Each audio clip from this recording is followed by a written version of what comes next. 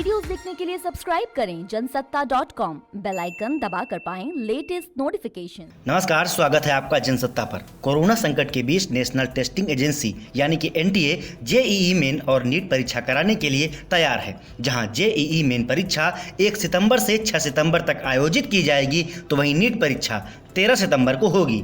ऐसे में एनटीए ने दोनों परीक्षाओं के लिए गाइडलाइंस जारी कर दी हैं, लेकिन इन परीक्षाओं को स्थगित करने की मांग भी अब जोर पकड़ रही है। देश भर के हजारों छात्र और विपक्षी दल कोरोना वायरस के बीच जेईई मेन और नीट परीक्षा को स्थगित करने की मांग कर रहे हैं। इंटरनेशनल एक्टिविस्ट ग्रेटा थनबर्ग ने भी इन छात्रों के साथ खड़े होने की बात कही है। तो आइए इस रिपोर्ट में जानते हैं परीक्षा के लिए जारी की गई गाइडलाइंस के बारे में और कैसे बड़े स्तर पर हो रहा है इसका विरोध। सबसे पहले आपको बता दें कि नीट और जेईई की परीक्षाओं को टालने की मांग देश के अलावा अब विदेश से भी उठने लगी है। स्वीडन की climate change activist Greta Thunberg ने भी छात्रों के साथ खड़े होने की बात कही है। ग्रेटा ने अपने ट्वीट में लिखा, ये बिल्कुल सही नहीं है कि कोरोना महामारी के दौर में भारत के छात्रों को एक नेशनल एग्जाम में बैठने के लिए कहा जाता है, जबकि कोरोना के साथ साथ यहाँ लाखों लोग भीषण बाढ़ से भी प्रभावित हैं। मैं जेईई नीट परीक्षाओं को टालने में इनके समर्थन में खड़ी हूँ।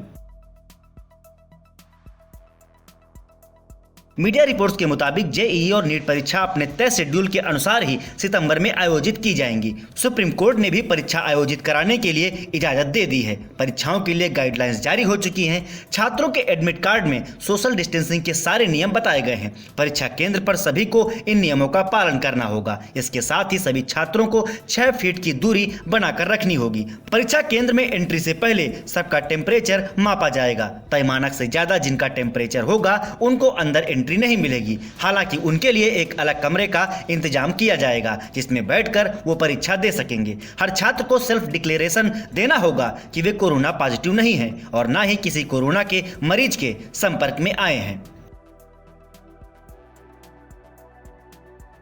इसके अलावा छात्रों को परीक्षा केंद्र में प्रवेश से पहले साबुन से हाथ भी धोना होगा।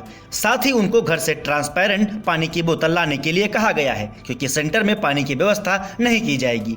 यही नहीं, सभी छात्रों को परीक्षा केंद्र में नया 3 प्लाई फेस मास्क, ग्लव्स दिया जाएगा, जिसको पहनना अनिवार्य होगा। एडमिट कार्ड में परीक्षा केंद्र के मैप का हाइपर लिंक भी दिया जाएगा ताकि परीक्षा केंद्र तक पहुंचने में आसानी हो।